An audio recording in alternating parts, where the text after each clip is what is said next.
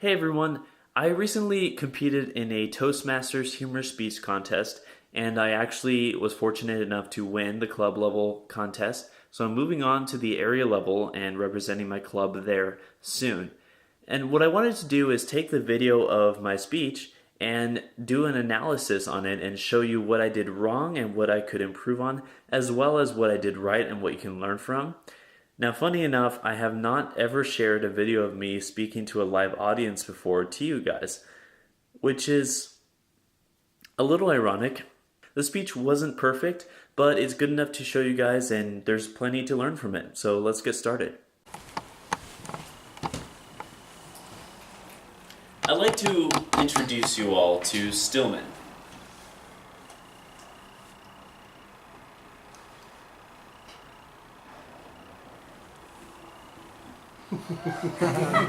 Hi, I'm Stillman. Oh boy, that hits a little too close to home. You see, my middle name is Stillman. I am Stillman. I'm not too happy with this intro as it is. My voice hesitated in this particular delivery, but even without that hesitation, the intro could be better. I want to keep the use of the prop and the introduction of Stillman, but I need to make this part funnier since it's the first impression. Mr. Toastmaster, fellow Toastmasters, and honored guests, my life began in a very interesting manner. I started in a conservative Christian family. Check. I grew up homeschooled all the way through high school. Check. I was obsessed with computers and programming. Check. And I learned how to smile when I Googled, "Help, girls run away from me when I smile." And I read this really helpful article on how to smile like a regular Homo sapien. Check. I think I could have sold this moment better with a longer, creepy smile, but overall the joke went just as I hoped. I introduced the little check motion to create a pattern and an expectation. It tells the audience that I'm counting towards something, and the whole time I'm really setting up for the moment where I cut the creepy smile short by checking the final item on the list. There are probably one or two things in your life that you want to hide from certain people because you're afraid of what they may think. That's cute. Did you even see Stillman? This part was not meant to be hilarious, but I did expect a laugh. So I replaced this part in my new script. This little version of me haunted me all the way through college as I started to meet normal people. You see, by the time I got to college, I was obviously a great conversationalist because I had all this practice talking to my mom and my siblings. Conversations would always go so smoothly until they asked that question. You know, the dreaded, "So where'd you go to school?"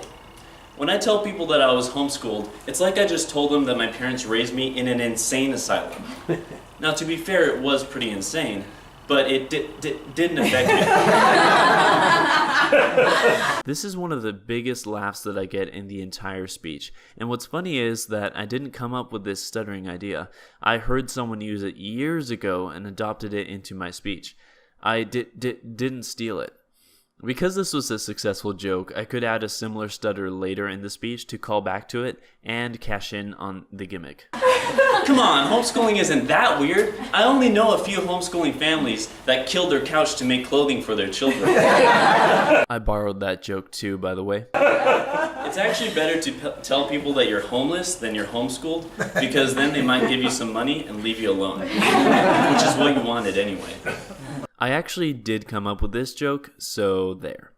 Notice that the audience didn't laugh when I said, "which is what you wanted anyway." I could either try to sell the joke more by pausing and saying, "and since you're homeschooled, that's what you were hoping they'd do anyway." Or I could just remove it from the speech, and I think that's what I'll do. Stepping back for a second, I'm really glad I was homeschooled. There are actually really great benefits to it. In fact, homeschoolers get 15 to 30 percentile points above public schoolers on standardized tests. Nerds.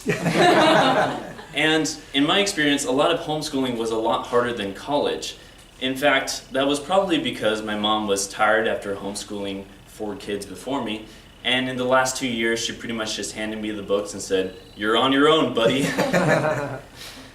But homeschooling wasn't enough for me. You see, I wanted to double down. This joke didn't do too well, and since I didn't have a good transition, this was definitely a part of the speech that needed help. I need to improve or remove the joke and come up with a smoother transition. On these stereotypes. So I was also super obsessed with computers and programming. Look, I'm not saying there's anything wrong with being a computer nerd. All I'm saying is, Bill Gates isn't famous for his looks. I've changed a lot in the past decade, but what I can't change is my past and what lies inside of me, the person who I really am. And I spent a lot of energy trying to do just that. I tried to change myself to be liked by others. In the words of Virginia Woolf, the eyes of others are our prisons, and their thoughts are cages. You can almost see the look of disappointment in my face as I realize how badly I botched that quote. I practiced the speech a decent amount before presenting it, but things can always go wrong. The best thing to do is just to move on and do better next time. But slowly, I've come to an incredible, profound, even deep conclusion. Nobody gives a crud. Excuse my homeschool. You see, no one has ever ridiculed me for being homeschooled. They just are wondering how it works. They ask me questions about it. No one has ever told me to get off the computer and go get a life. Besides my mom. These are things that I pretty much just made up in my own head and are not real. And if I did meet someone that didn't like me for these reasons, I probably wouldn't want to be around that kind of person anyway. There are probably one or two things that you can think of that you try to hide from certain people. Maybe you hide the fact that you go to Toastmasters from some people because you're afraid they may think that's weird. You are pretty weird, but it's nothing to be ashamed of. Maybe you were laid off from one of your first jobs and you don't want certain people to know because you're worried that they may find you incompetent. But that's nothing to be ashamed of. A lot of people go through that formative experience and learn from it. Maybe you don't want people to know that you're deep down inside a serial nose picker because you're afraid that they may judge you. And they would judge you, so please don't do that. Here's a rule of thumb, folks. People care a lot less about you than you care about you. Which to some of us is extremely comforting news because that means we're free to live our lives the way we choose. Now, up to this point, I've given you a pretty positive and uplifting message. I basically said, go on, my sweet summer child, be as you want to be. But you're not quite off the hook. You see, this obsession with what others think of us actually comes from self-centeredness. That attribute that we assign to high school jocks and mean girls actually resides here in this room today at varying degrees. Remember little Stillman? Sometimes I wish I was like him again, because little Stillman was just living his life innocently. He was pursuing his hobbies, his dreams. He didn't care what other people thought about those things. But me, sometimes I'm so obsessed with what other people think of me that I can't get out of my own shell and care about other people. Friends, it is time to stop caring about what other people think and start caring about what other people need. And only then will we be able to escape our negative thoughts. Only then will we be able to embrace the fact that we're all secretly nose pickers. And only then can you unleash your inner Stillman. Thank you.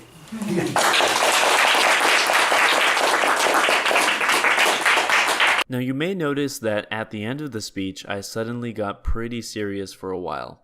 While that was my intention, it was a bit too long considering this is a humorous speech. I am planning to add a joke or two there so that the audience doesn't forget what kind of speech this is. As you can see, my feedback process to myself was mostly focused on looking at the jokes and whether they landed or not, and figuring out whether it was my delivery or the audience, or most likely just that the joke needs to be rewritten. And in those cases, all I can do is go back to the drawing board and hope that for the area level contest, my speech will be better nailed down. So for humor speeches, that's pretty much what you're focusing on, making sure those jokes really land. It's kind of like a stand-up comedy routine, except that the speech has a little bit more substance to it and a point. So I hope you enjoyed that and got something useful out of it, and have a nice day.